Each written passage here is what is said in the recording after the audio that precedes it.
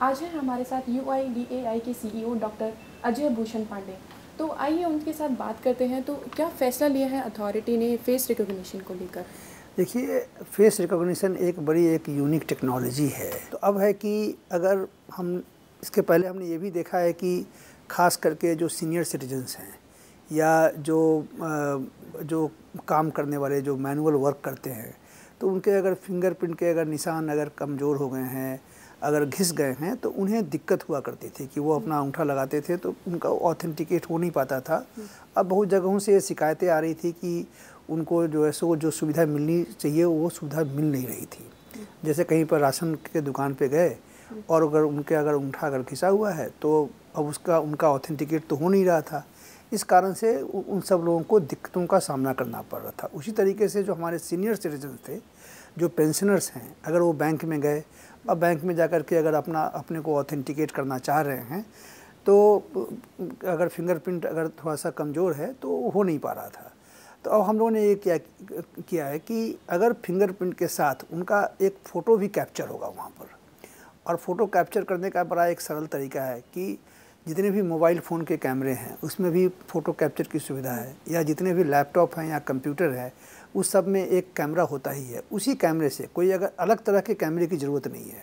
जो mobile phone पे camera है या जो टैब पे कैमरा है या जो लैपटॉप में जो कैमरा है, उसी कैमरे से उनका फ़ोटो खींच लिया जाएगा और जो फिंगरप्रिंट का भी एक कैप्चर करके दोनों को हम साथ में जब भेजते हैं तो ऑथेंटिकेट करना काफ़ी सरल हो जाता है और उसमें उसका जो सक्सेस रेट है वो भी काफ़ी हाई हो जाता है।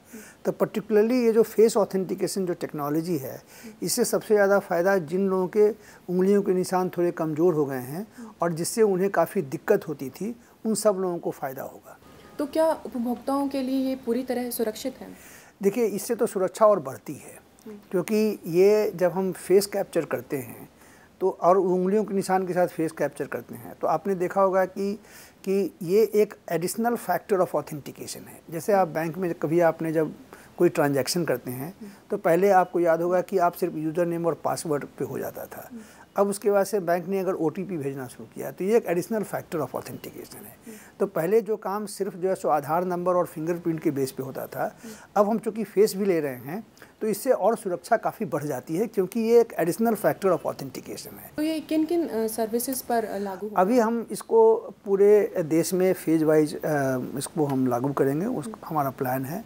तो सबसे पहले जो टेलीकॉम ऑपरेटर्स हैं, टेलीकॉम ऑपरेटर्स को जो मोबाइल फ़ोन का जो सिम बेचते हैं, तो उसमें भी अब बड़ी संख्या में वो आधार का उपयोग करने लगे हैं। तो हमने ये कहा है कि जो टेलीकॉम ऑपरेटर्स हैं, जो मोबाइल फ़ोन ऑपरेटर्स हैं, उनको सितंबर 15 तक कम से कम 10% जो उनके जो टोटल ऑथेंटिकेशन होते हैं वो इसके द्वारा होने चाहिए।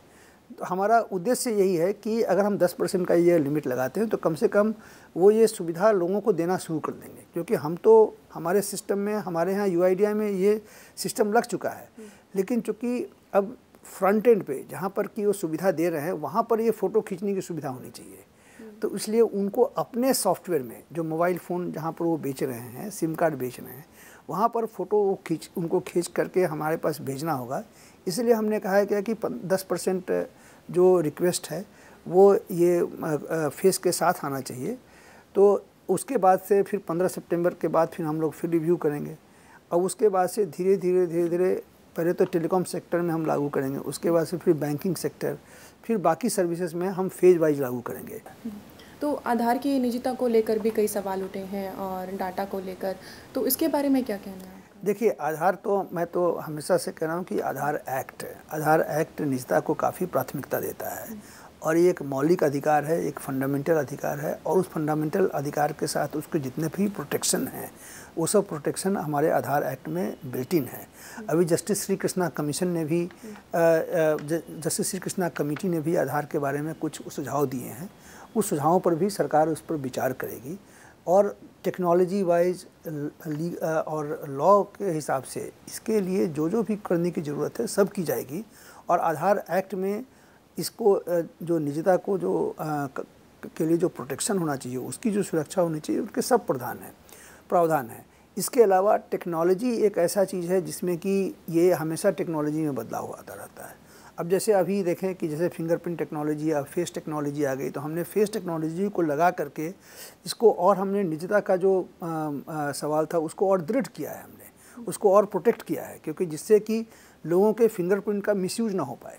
क्योंकि फिंगरप्रिंट का कोई अगर मिसयूज करता है, अब चूँकि वो फोटोग्राफ के साथ आएगा तो अब मिसयूज करने की प्रोबेबिलिटी या पॉसिबिलिटी और कम हो जाती है। तो बहुत बहुत शुक्रिया राज्यसभा टीवी से बात करने के लिए। कैमरा पर्सन अश्विनी कुमार के साथ मैं लीना शर्मा, राज्यसभा टीवी, दिल्ली।